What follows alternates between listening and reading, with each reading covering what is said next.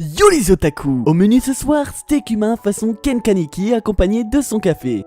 Commencé sous les conseils de mon libraire, ce manga m'a rapidement plu. La goule n'est pas un monstre très courant, surtout dans l'univers du manga, alors qu'on nous noie sous des dizaines de vampires fades. J'adore le vampirisme, mais force est de constater que rares sont les bonnes œuvres qui abordent ce sujet, surtout récemment. Tokyo Ghoul propose une autre créature anthropomorphe et d'autant plus effrayante. C'est donc déjà un bon point pour ce manga. Et des bons points, j'en ai encore sous le coude en ce qui concerne cette petite perle. Graphiquement, la patte du dessinateur s'allie à merveille avec l'ambiance shonen seinen qui règne dans les pages. L'atmosphère générale est toujours malsaine, parfois plus légèrement. On sent qu'une tension existe dans cet univers et qu'elle ne va pas aller en s'arrangeant. À l'heure où je te parle, j'ai terminé les tomes et je lis actuellement la seconde série Tokyo Ghoul Heureux.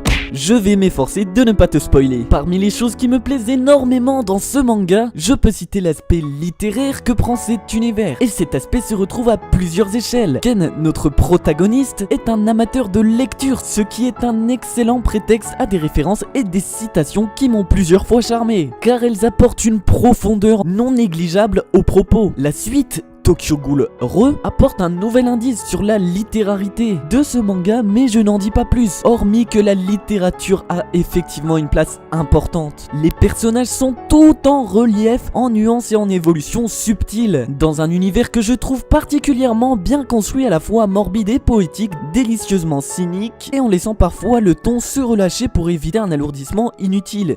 Si on ne crie pas l'originalité révolutionnaire, on peut néanmoins la souligner dans ce shonen. Bref, la vidéo s'arrête là et je finirai en te conseillant cette lecture. Arigato!